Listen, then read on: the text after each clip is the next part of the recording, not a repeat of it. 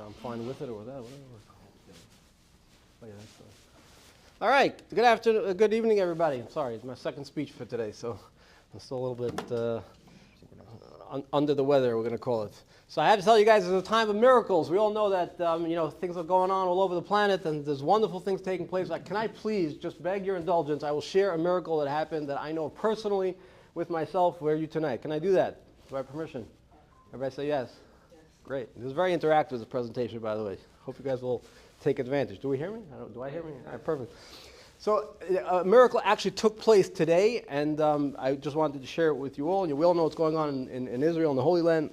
And as it pertains to myself, I was on my way to Borough Park this morning, and I was running very, very late to presentation, and I came 13th Avenue. I was going to park in a paid parking, but then I realized my car only has my smartphone I didn't have a key with me, which becomes a problem when you try to park in a parking lot. They don't take your car.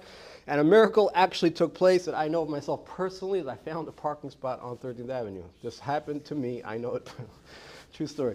But anyway, it really is a pleasure to be back in Borough Park. It's been quite some time since I was here. I very much enjoyed walking down 13th Avenue the first time in a long time. Enjoying it's such a breath of fresh air, not literally, but figuratively. It's wonderful to be back in Borough Park.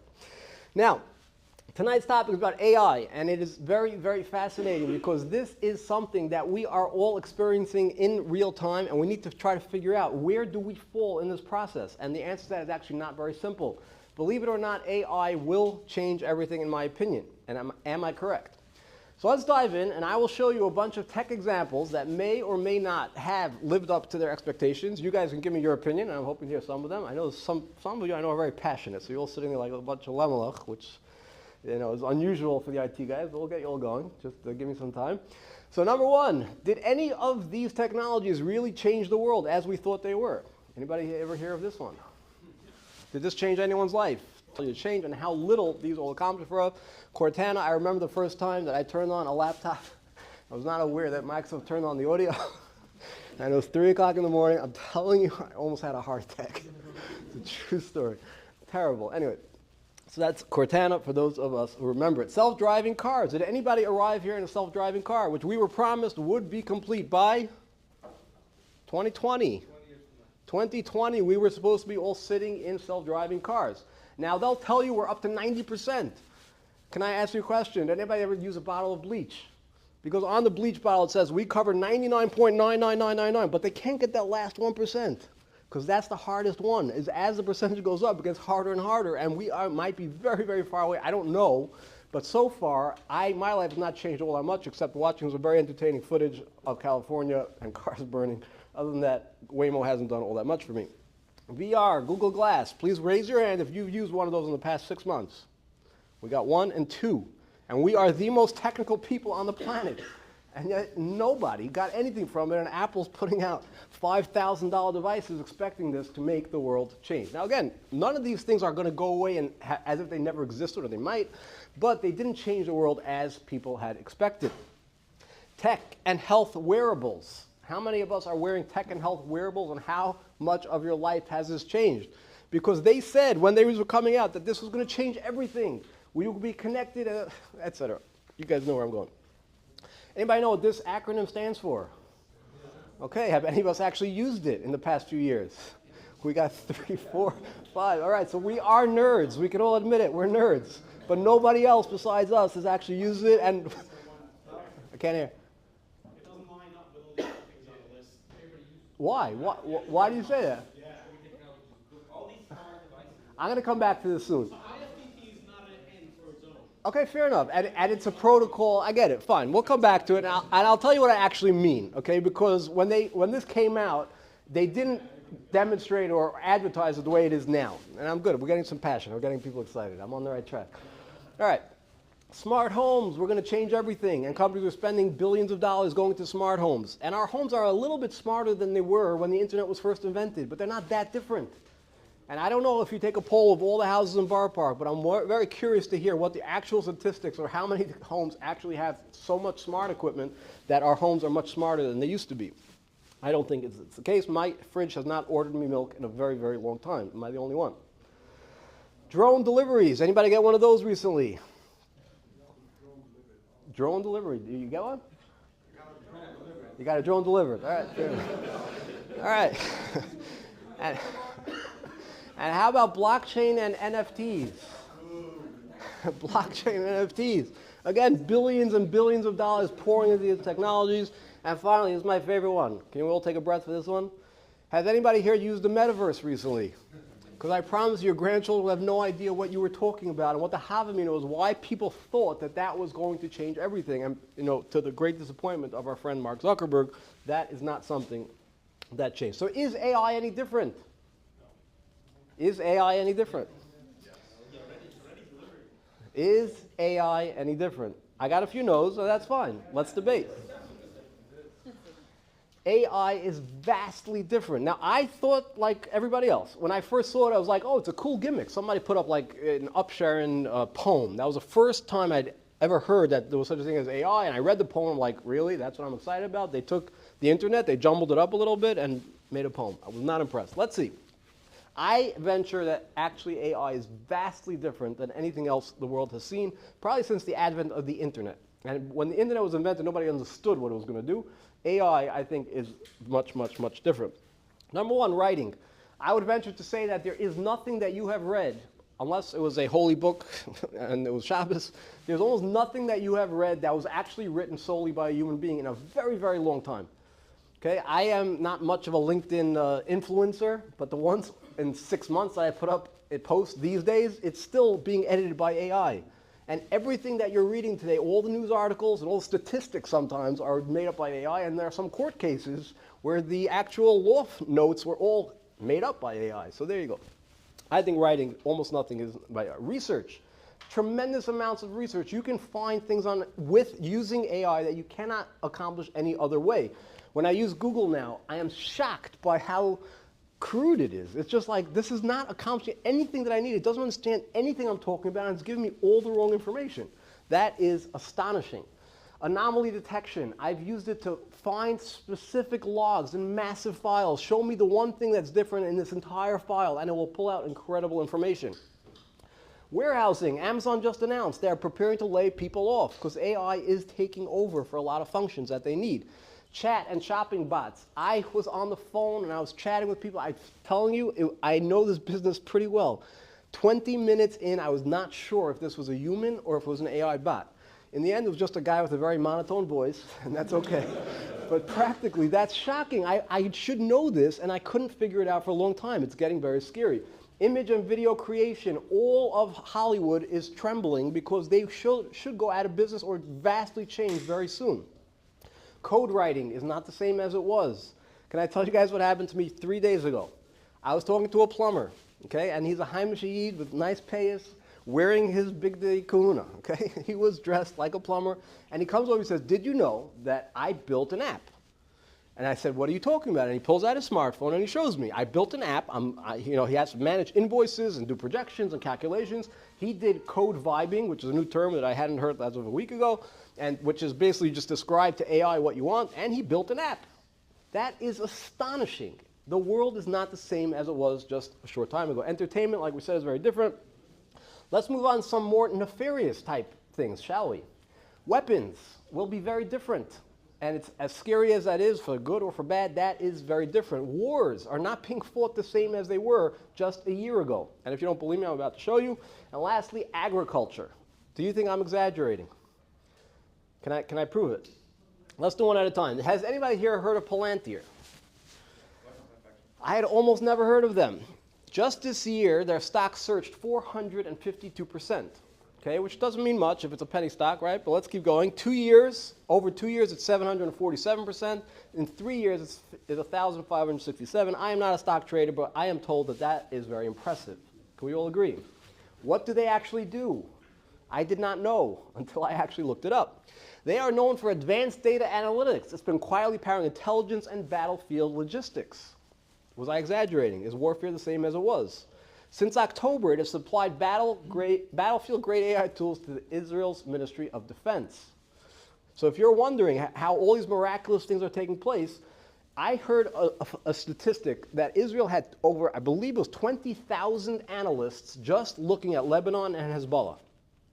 Now, you could have 20,000 analysts from today till tomorrow, but until you have an AI machine that can figure out what to focus on, it's very, very difficult to try and build any type of actual real-time action plans out of 20,000 people, I think. I'm not in the industry, but I do believe that to be the case. The Department of Defense expanded its contract ceiling from $480 million to $1.2 billion, okay? And this is not all government waste, and DOGE, I don't think, has cut this down. So they do believe that this is a very, very big deal. That is number one. So that is war. I believe war is not the same as it was. How about this? Anybody know what I'm looking at? And this is not a clip from Star Wars. This is indeed agriculture. I was in Israel not too long ago, and I was on a kibbutz. And in this farm, this guy told me, he said, did you know that currently, as you see, the farmers were walking around painting pollen onto each plant individually. And he told me, do you know why they're doing that? He said, because the bees' hives have collapsed. This is a known problem going on for a while, and we have to manually paint pollen on each individual plant that needs it. But he said, did you know that as of next year, we don't have to do that anymore? Because we have drone technology, which is coming for the next season. They will be able to detect by themselves which plant needs pollination, and it will go and paint that automatically. Is the world the same as it was a few months ago? I don't believe it is. Now, what are some of the risks? I think there are tremendous risks with AI. And I'm going to start with the risks because that's kind of what I do. So I'm going to disappoint all of you because you probably all want action plans, how you can make money tomorrow. First, I'm going to start off by telling you all the things you should not be doing and why you shouldn't be doing it. And I'll try to fix that in the end. Can we do that? Let me try. People don't understand how it works or its limitations. They will get very, very hurt. Okay? I tried explaining that to the plumber before he left. And, you know, I think I kind of dashed his hopes and dreams of becoming a millionaire. So you might want to have, if you're a therapist, he's looking for somebody to talk to. Anyways, so here are some of the risks. Number one is people don't seem to know, and he did not know, that LLMs don't understand anything. They have no idea what it is they're looking at. They are literally performing some type of mathematical equation and guessing what it is you probably want to hear. That's going to cause a lot of problems, as we will soon see. They work statistically, not logically, meaning there's no logic, there's no emotion, there's nothing there. It's all actually just statistics. And finally, the more data they are trained on, the better their predictions get, meaning you can take an LLM and it could be the best one on the planet. If it doesn't have any data, it cannot produce anything. Now, what does that mean? If they need data, remember how Google lived on data because that's what it took to make sales? These guys live on data way more than Google had to. They need the data. That is a big problem for us. And let's understand how that plays out. So here are the actual risks that comes. Number one is hallucinations and bias. That is something very common. I'll do one demo of it and you can draw your own conclusions. Data reuse. Like we said, they need your data, and what happens if they share that data with other people? Very, very common. That can happen. Malicious tools are out there. The hackers know that everyone's grabbing and feasting on these specialized new tools, just barely even reading the description, installing it, and doing things. Big problem. Deep fakes are a problem. New threats. AI is finding totally new threats that we have never seen because they're so good at analytics. Those threats are coming hard and fast. And finally, there's actual business risk.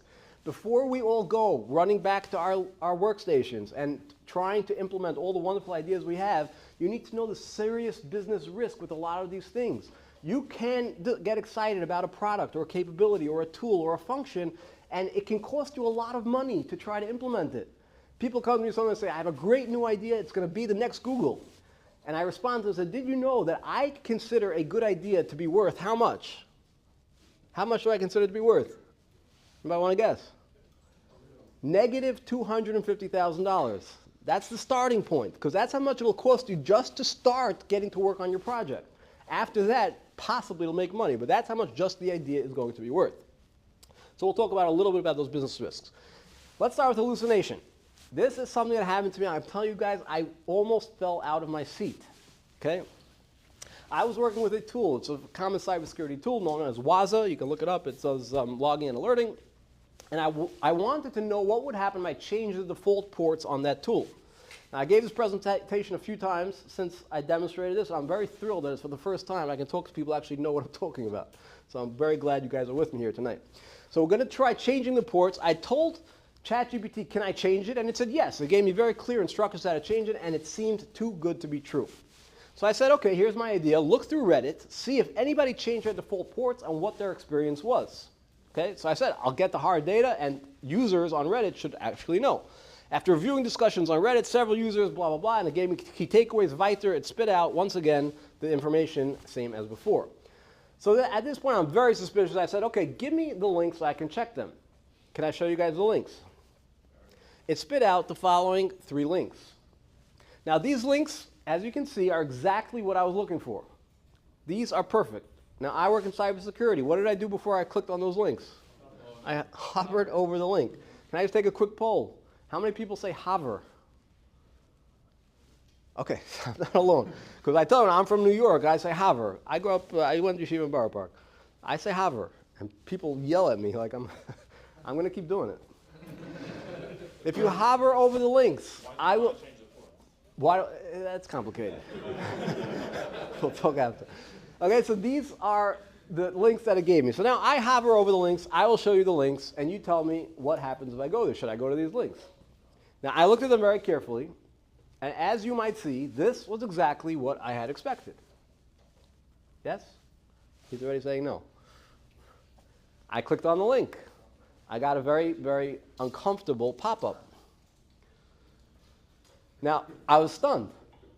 I went back. I looked at it again. I went, something's very wrong. What took place? Who sees the pattern? Good. It's the ABCs. It made them up because that's what AI does. And I begged and pleaded and said, please don't lie to me. And it still lies to you. It can't do it any differently because I didn't understand well enough that this is a hallucination. It just does statistics and tries to guess what it was. Now, just to explain what actually took place, Reddit.com is real, as you can imagine. /r brings it to a thread. Waza is the actual, and I know this thread, by the way, I've gone there. When it doesn't actually match existing data, Reddit says, okay, I don't know what to do with you, so I'm just going to take you to Reddit / this username, or this username, or that username. And as you can imagine, being that 80% of the internet is inappropriate content, all 3 were inappropriate. That is astonishing. Now again, it came because my misconception that I could trust this thing, even reading my links and doing everything I wanted, still something was very, very wrong. The next one is bias. As you can imagine, because it's just making up answers, depending on what information or data you feed it, that's the type of information it's going to spit back, true or false. This is a funny conversation that happened yesterday. This guy asked, since 2016, and he's talking to Grok. Grok is owned by Elon Musk. Okay, it's one of his AI tools. Since 2016, has the left or right been more violent? Now, does anyone want to take a guess on that statistic? Okay, let's not offend anyone, right? All right, so we're not going there. But according to Grok, the right-wing political violence has been more frequent and deadly.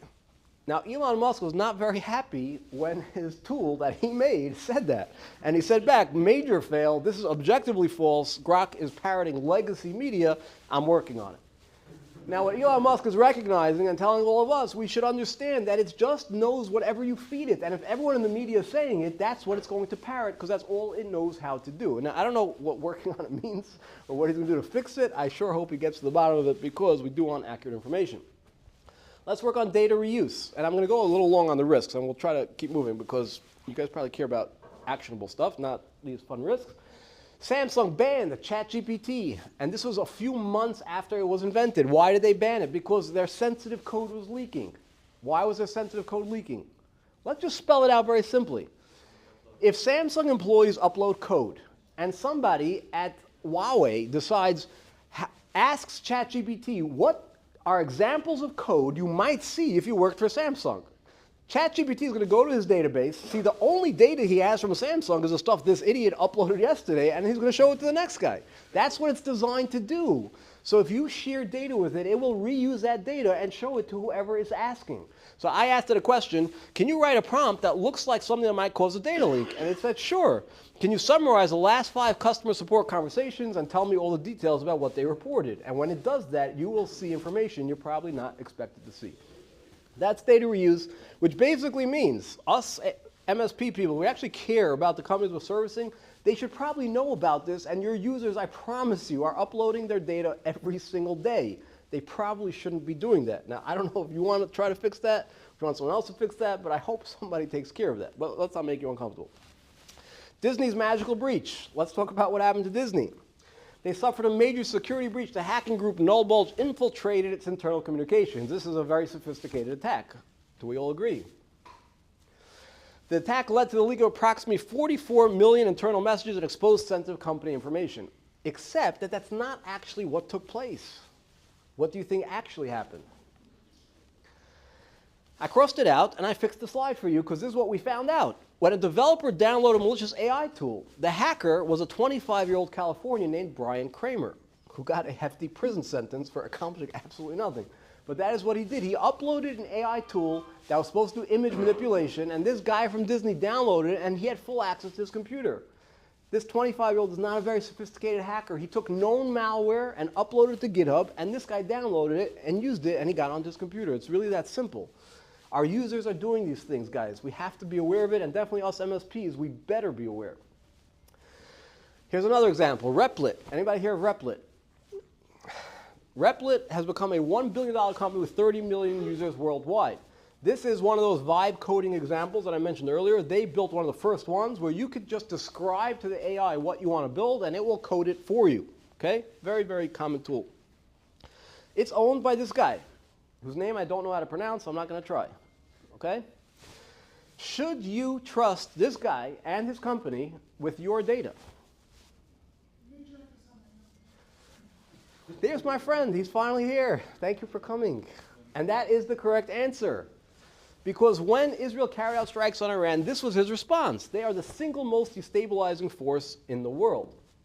Now let's just understand, if this guy decides that he wants to help restabilize the world, he just might ask his developers, do a query on every single customer in our database whose name starts like Mordechai, which is me, or other people in this room. Now, again, I don't know, who are the Tzionim in the room are, who agree with him or don't agree. No, they didn't ask. But this is a problem. This guy decides to become an activist. He will take that data and try helping the world.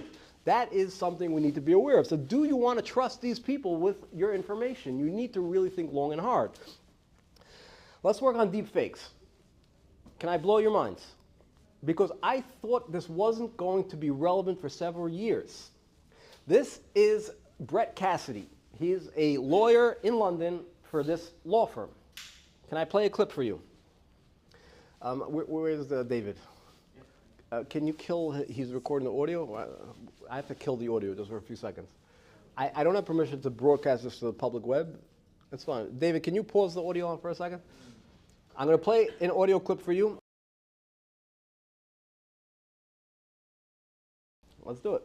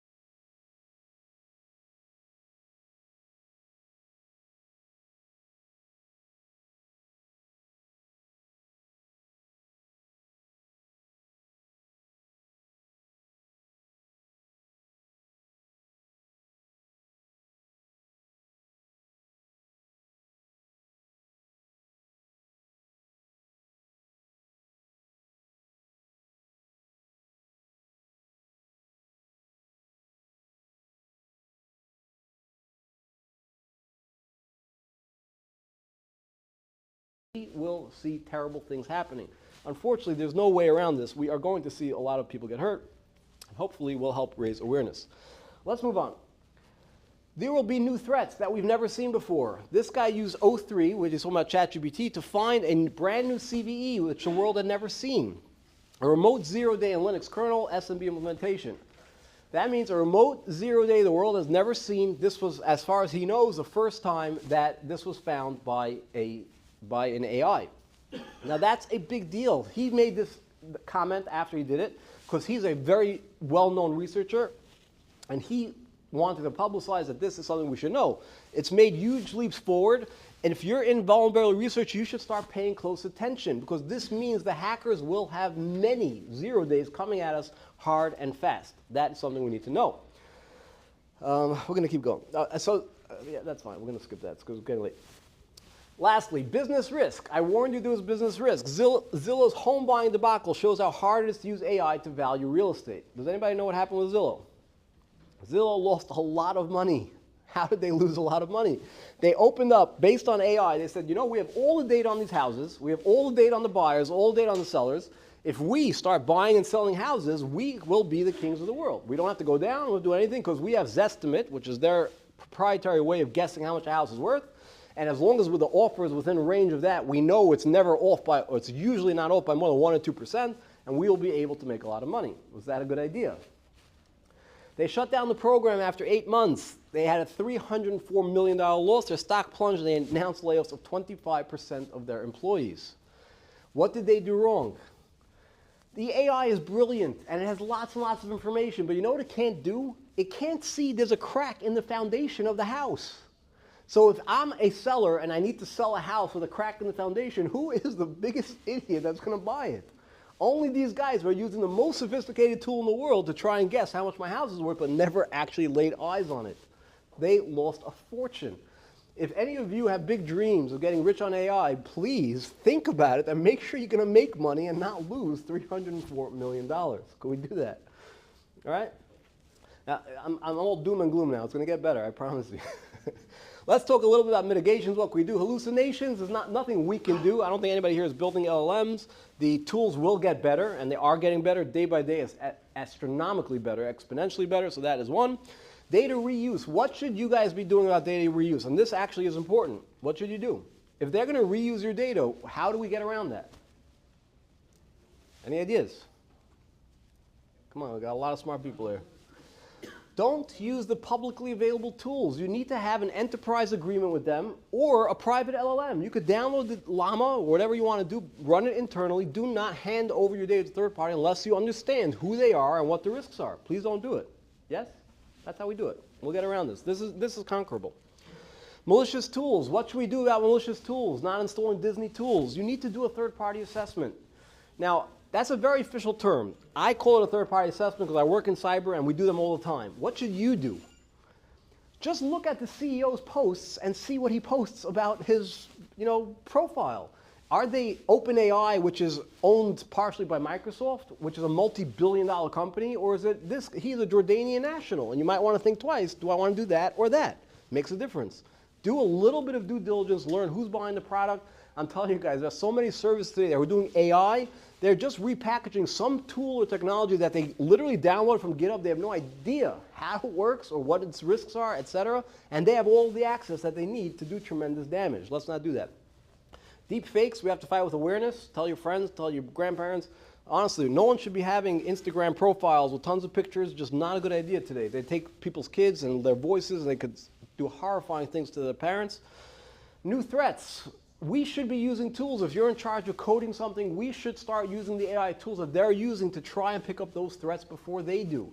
And that's the slide that I skipped earlier. He kind of says if we were both doing it, then the level field would be equal, and we would find the threats, they would find the threats, we would patch them, they would patch them, and slowly but surely we can close them.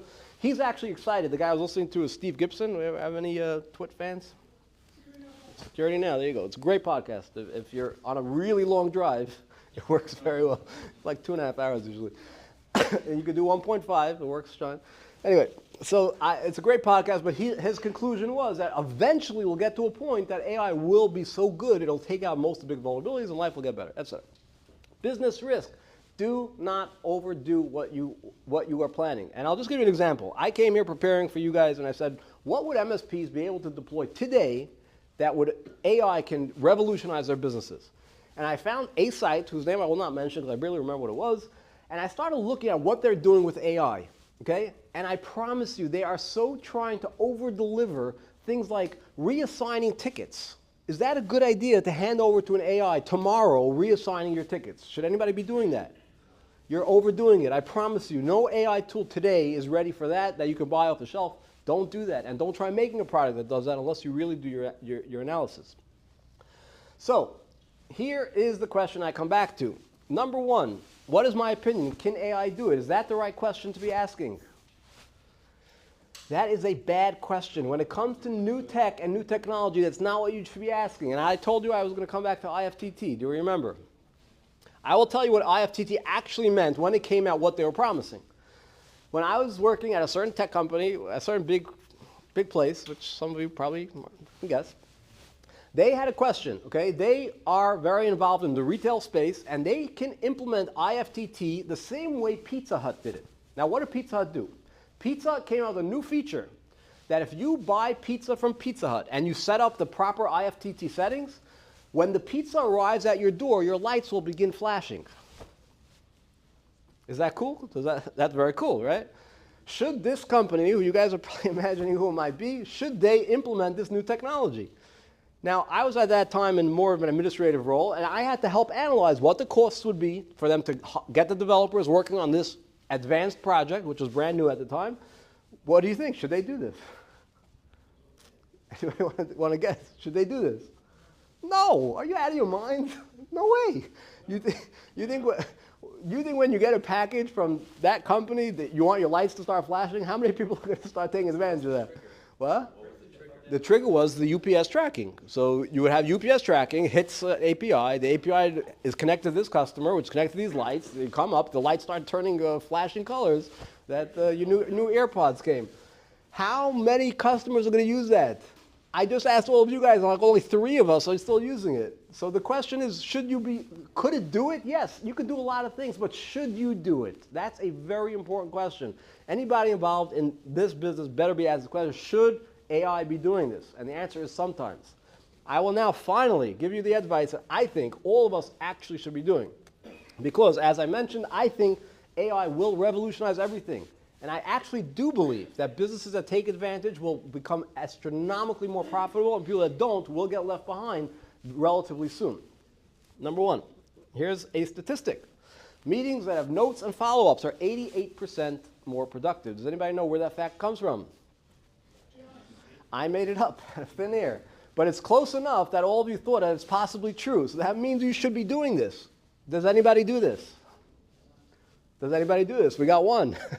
Good. And you're the guy at the meeting. They're going to say, are you taking notes? And you have to say yes. Okay. So for all of us that are not that guy, there are AI tools that have been in production for a long time that do this. And they do a wonderful job. And they're incredible. And I'll tell you a secret. I personally speak a few languages, like English, Hebrew, and Yiddish. And it can manage all of those and still understand what I'm saying. It's amazing. So if any of you speak Yiddish by any chance, you should know that. It can do it for you. It will revolutionize things. We probably should be implementing it. These are corporate AI tools. Probably we should be doing it. And once you implement it just for one thing, it's the same as any other technology. You start using it, you'll see the uses, you'll see how it can value. What time is it? Am I overtime yet? I'm not overtime, am I? I will not. Yeah, we're almost done. Next, another statistic. MSPs that have a proper knowledge base are 41% more profitable. Now, based on the last slide, do you think you can guess where that statistic came from? Yes, I made that one up also, but it might be true. And even if it isn't, all of us can agree that it would be a very helpful. Now, what do I mean by knowledge base? There are 2 types of knowledge bases when it comes to MSPs, in my opinion. One is I remember clearly when I was at my early MSP days, we went from a mom and pop repair shop, and then slowly but surely we became more professional. We implemented ConnectWise, which was a huge jump. Like, anybody, what was it called again? Some Japanese ticket system we were using. Somebody knows what it is. The first one was, come on, Murray Bender, help me out here. Terrible ticket system. It was a Japanese ticket system. Yes, I knew you were going to know. Kayako. That was our first one. It's Indian? I thought it was Japanese. It sounds Japanese. Anyways, we tried it, and that was what we ran on for, and we switched to ConnectWise, and how revolutionary it was when we started being able to query previous tickets and understand clearly what may have taken place and proper notes and time management, etc. So a knowledge base for an MSP is very important. This tech should not be troubleshooting from scratch something that tech just finished. True? Now, if you have a knowledge base and you were able to feed it to AI, think about how revolutionary that could be for an MSP. If any of your techs could query an AI tool and it would spit back out the information that tech needs with actual information without hallucinating, which you can do, that will be revolutionary. Now, the bad news is I am not an MSP. I don't know the name of that tool you should be using, but I'm pretty certain if you start doing the research tomorrow, which I urge you all to do, you should be able to do that. Scrap what? Scribe how? Good. Okay, here we go. You can all talk to my friend here. You're Rabbi Unger? Rabbi Unger. Talk to Rabbi Unger. He will tell you. Again, they're out there. If you do this, it will change things. Let's see what else we got. So here are some rewards you should be doing today, meaning everybody here should be doing. I'll start with the easy ones, research. We mentioned it before. Everybody should be doing research. Guys, stop doing Google searches, please. Can we just admit it just doesn't work anymore and start using ChatGPT or whatever you have to? That's an hour. Marketing. Anybody involved in marketing, you should be using AI. No question about it. They can do tremendous things. You don't need my interpretation. Scripting, script generation. What does this actually mean? Now, again, I am not specifically in this industry, but even in my little world where I rely on tech, the fact that I can write scripts when I don't know how to do scripts, I never did. I was always bad at it. Okay, and I'm still in the command prompt when all the big boys are in PowerShell. This is incredible. I can actually do things now that I always dreamt of doing. In a second, it pulls out whatever I need. Now, do me a favor and do yourself a favor. Read the script and try and understand what it's doing, because sometimes it will break things. I heard a guy talking about he refactored his code and he used this beautiful Claude, I think it was, and it was wonderful. It did thousands of changes. The code was incredible, except it just didn't work, and it never was going to work, whatever. So it was very beautiful, but it didn't work. So yes, read that script, make sure it doesn't break anything. Code writing, like we just said, is a very easy one. So I have these all other rewards today. Today, every business day now, seriously, you should be making sure all of the techs in this stack know these are the types of things we never expect to be doing with Google anymore. You should be using all sorts of AI, and the talented people will pick it up very quickly. Though that is today. What should we be doing tomorrow? Now, I'm putting this down tomorrow basically for that purpose. I don't know if AI can solve these solutions today, but they will get there very soon. And some of us who are more creative or maybe more adventurous should be considering doing them. What if you had a button to research your tickets or your logs, right? So you're working, so I'm going to use the log. I'll start with the tickets, so I do logs. So we'll do tickets for you guys. I'm sure you can, and I haven't tried it, but somebody can probably call me tomorrow and tell me that they already did it. Create a button in your ConnectWise that you can press that opens up a little window that pulls up ChatGPT, feeds the details of the ticket to the corporate ChatGPT, which you're not training on, and even if they are, the ticket detail is not so important. You don't have to put the customer name in, and give the technician a hand so that he doesn't have to copy and paste and start describing to ChatGPT every single time it needs to do this. They might want to tell me if this is very easily done, very hard to do. Because I don't know.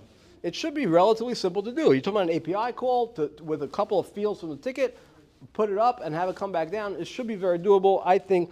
And again, I'm putting this up as tomorrow because I don't know how to do it today, but we should be thinking about this. Next, ticket summary. Okay, having, again, a button that just summarizes a long ticket for the technician. Does he have to read the whole email chain, Taka? Is that actually still necessary? Let it summarize and see if you can get accurate information. And if you do, it could revolutionize things. Response generation to your clients, okay? As you all know, IT guys are not very communicative. And when they talk to healthy human adults, things get very hairy.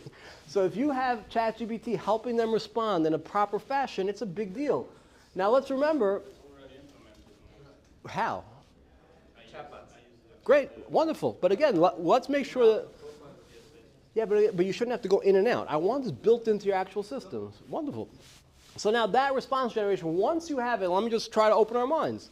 Imagine the owner or whoever the top dog at the MSP is decides, have the AI analyze all of the responses of all of my technicians and start scoring them with how well they're actually communicating with the customers. Because it can tell by the customer's response if the customer was happy or satisfied or the matter was concluded. There's so much you can do. They all have it. Good. I'm telling you, I'm the dinosaur in the room. All right, fair enough. Phone calls. I think we should all be thinking about this. Now I am very, very scared about recording my phone calls and having AI access my phone calls. But I, as a business owner, I think it'll be invaluable. I have employees that are dispersed all over the planet, working at all different hours of the day. I have no idea what happens in a phone call. If AI was translating those calls and giving me a summary of each one or helping me do analytics, that would be invaluable. It's being done. Oh, of course it can be done, but are we all doing it? Everyone's doing it? Okay, I got it. I'm a dinosaur. Wonderful. Yeah. Every single call goes in. If you select the language, it sends it off to, I forgot which one of the big ones, no matter what language it is, it figures it out. Then it sends it over to OpenAI to transcribe it and then email it. So I'll tell you, so that's not really what I had in mind, because I'm not looking for one-offs or meeting transcriptions. I'm looking to actually get all of my phone calls word for word into an AI model that I can then use to do other things. Good. Again, if it's doable, I'm thrilled. But so far, I can do like a transcription, but to put it all into a model and use that, that's where I want to go with it. All right. These are future ideas that I had. Automated documentation. We should be able to do that now. Now, none of you are doing documentation properly. Can we all agree? Okay, I know I can assume that. We should be doing it automated today. Okay, subscribing is very good. But we should be doing automated documentation. Again, not today, but these are the type of things, if you go to an MSP show and you start hearing of a company that's actually good at doing these things, these would actually get me excited if they can do it. Automate ticket picking and escalation, eventually. Now, I saw this guy today, I tell you, it was hilarious, because if you watch what he's doing, it's a really a recipe for disaster. So someone's trying to do it. They're not ready yet, but one day, the AI should be able to assign tickets properly. One day, just based on repetitive patterns, it's going to start learning. Now, this is devastating for me. I spent a whole lot of time as a dispatch manager, and I would have been replaced because really what I was doing wasn't very sophisticated. And I'll tell you a secret, after 6 months, I was losing my mind because I wasn't doing any tech. I was just sitting there moving tickets from person to person and keeping an eye on things. This is something which we can do very soon. Automate your configurations and changes. While a tech is making repairs, we should be able to know what he did. AI can do that now, and if we were able to capture that, that would be very interesting. Advanced business analytics. If you're the business owner and you care about what's going on in the business, there is a whole lot you can do. And finally, automate responses. I have never seen a chatbot yet that, like I said, I was totally thrilled with, that did everything I needed without a human. But we are getting there. And eventually, again, if you're a low-level technician, I apologize, but we might be able to replace a lot of them. Because yes, AI can already tell you to unplug your computer and turn it back on. We can do that. And as things get more advanced, eventually a lot of the low-level stuff should be able to get automated, or maybe just a little bit. I will close out, okay? Because finally I got to the end of my presentation, and I have a closing message, which I asked AI what I should say. What do you think AI wants you guys to all hear from me at this point? So this was AI's response. AI won't put MSPs out of business, but MSPs who use AI will outperform those who don't. Now, I actually responded, and I say, who said anything about going out of business? What made you think I was afraid of that? And it tried reassuring me that it didn't mean to offend me, but that, it's just a fear that people might have, so therefore, whatever, etc. Guys, it was a pleasure. I really appreciate your attention tonight. You may clap. My last slide is clap for me. We're due another 15 minutes of networking, and I believe it's going to be a Marv. Is that accurate? It's going to be a Marv? We'll probably be a Marv at about 9:30. Thanks all very much. It's great meeting you all.